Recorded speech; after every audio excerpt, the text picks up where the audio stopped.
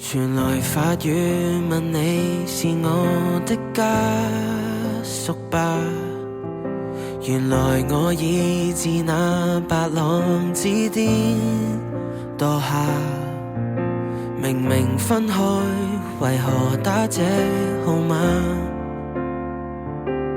你可會很不解我怎不刪了他？我知不該，但是不改，像某種流亡的愛，千里之外，聯繫還是依在。有沒有一絲半秒傷悲？要是我今晚異地斷氣，問你可肯即夜趕搭通宵客機？有沒有一絲半秒歡喜？在無人以口來煩住你，若覺得將這責任加諸很離奇，是我自私今世最後騷擾的人兒，只想是你。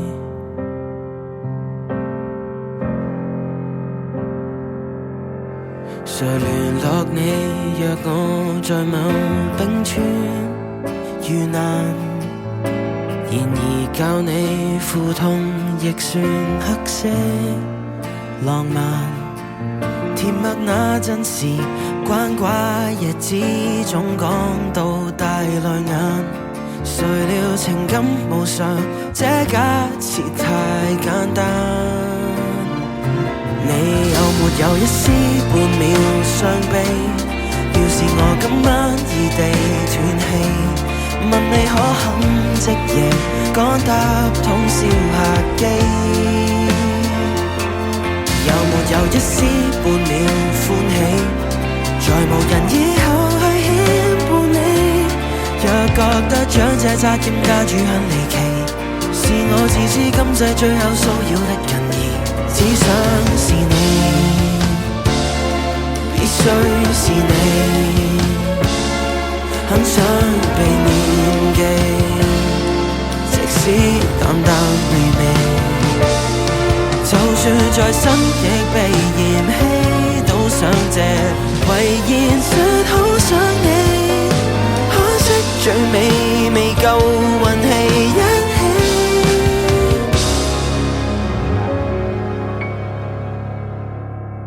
有沒有一絲？要是我今晚話到嘴邊打住，早變陌路人，常有幻想是大忌，這號碼應該長眠於手機，就算死亦別再騷擾你。若覺得這惡作劇真的很頑皮，在個別識給我帶淚奔喪的情人，只想是你。